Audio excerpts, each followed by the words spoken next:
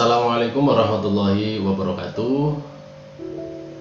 Teman-teman, sahabat-sahabat semuanya, selamat datang. Berjumpa lagi bersama saya Lut Hendrita di dalam video sharing dari Lut Channel ya.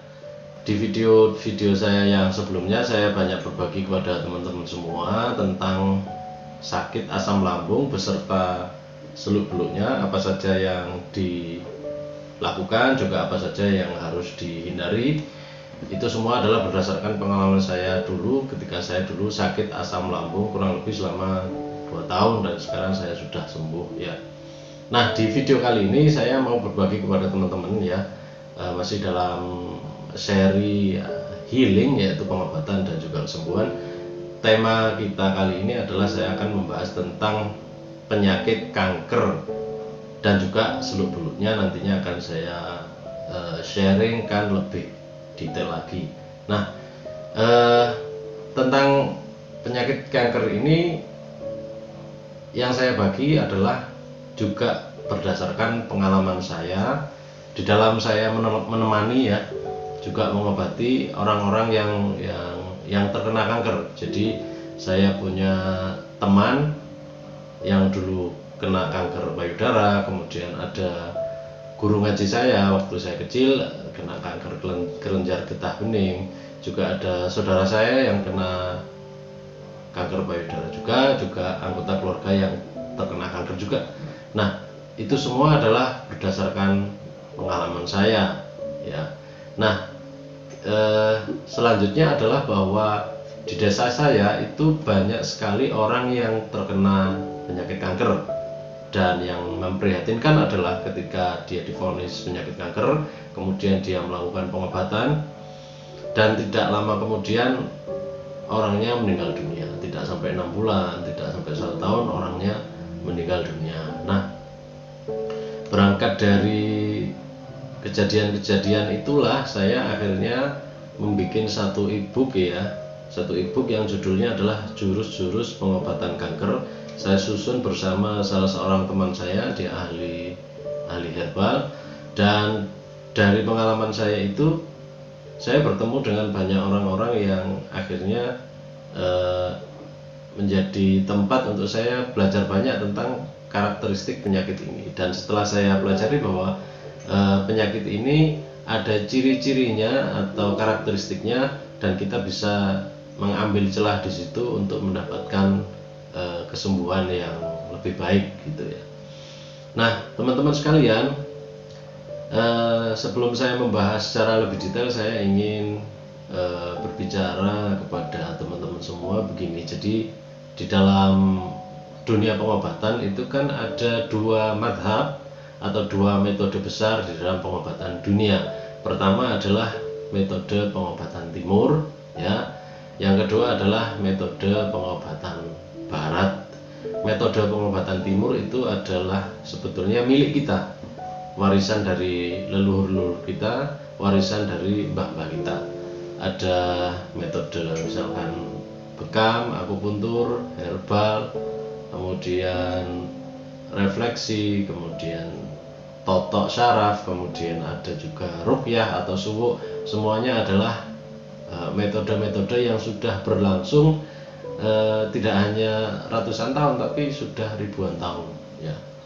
Nah, kemudian ada metode pengobatan barat dengan metode atau banyak menggunakan obat-obatan kimia dan juga alat-alat yang canggih gitu ya.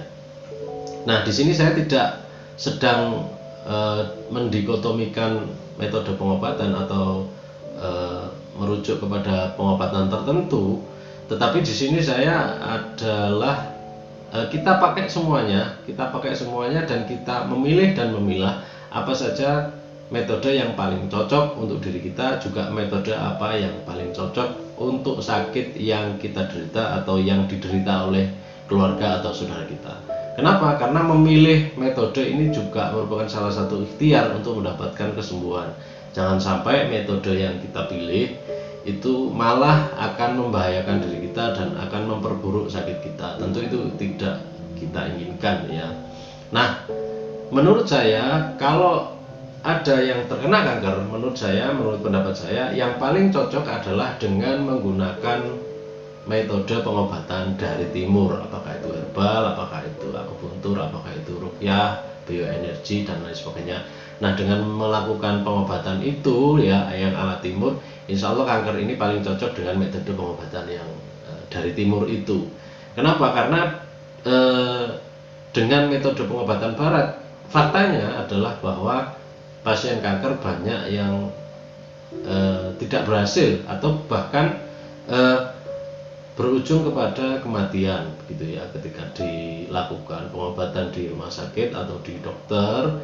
Itu banyak kita ketahui orang yang terkena kanker itu meninggal dunia. Nah, saya tidak menyalahkan ya,